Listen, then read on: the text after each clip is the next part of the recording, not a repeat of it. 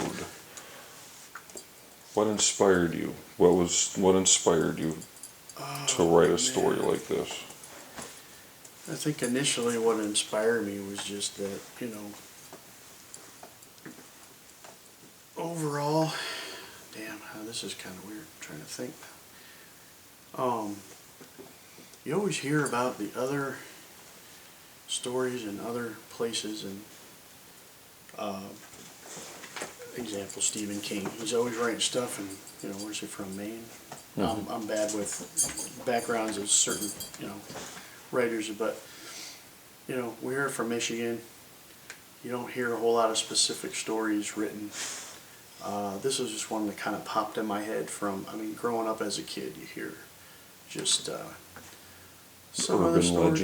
Yeah, basically urban legend. But it's a familiar source with the demographics of here in Michigan. And I figure I write something that's a little closer to home, and let's say, in the same old cities and states and that you hear about in all the other horror films and things like that. Right. And I figured this one kind of stuck out the most, especially just the name itself of the street. And you could do so much with that, and you don't even necessarily stick with the, stories that you hear in the news or on the web. Right. But you can kind of loosely base it on that name alone, and just come up with so many different things. So that's kind of where I got the idea from, I guess. Just primarily the name.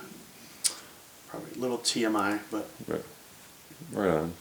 What your design for the costumes? Who were all the? Oh, I'm sorry. I should have. That's a later question. Tell me a little bit about the characters. What's this story? Whose perspective? Who's this story really about? We have two girls going on a road trip, and then you have four guys later on.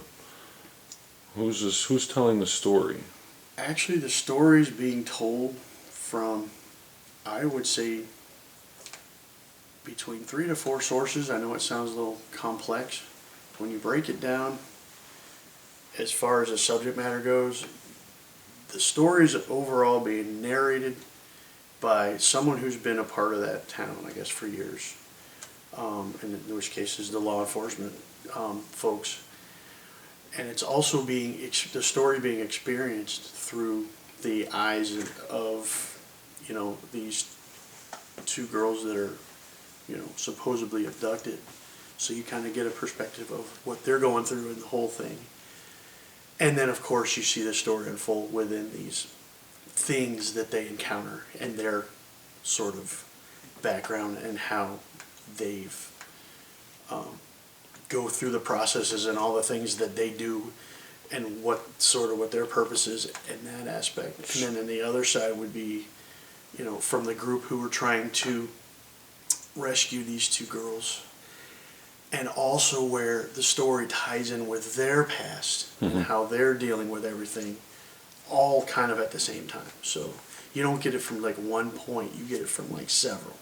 Okay. So that's another way to look at it, I suppose. So tell us about this tribe. Are they like a forgotten tribe of? Tell us about. Tell us about the bad guys. I didn't use any like singular source, so to speak. I just, of course, there's Native American heritage in most of Michigan. It's from history and things like that. What I try to do is just do a sort of a savage culture loosely based on Native American sort of living and that sort of thing. And then I kind of, use this little bit of black magic, witchcraft sort of esque that plays in, how they're ultimately surviving and living through the years and how they adapt by, in this case, almost supernaturally. Yes, in a sense. So, without giving too much away, but yeah, that's genuinely what I'm trying to put down as far as you see how these people live, and maybe not every specific example, but you sort of see what happens as things play out and how they do what they do and why But not, not getting too morbid or anything like that, but just kind of a, So it's not like an in-your-face bloodbath. no, no, no, Everything's left to the audience, hopefully. for sure.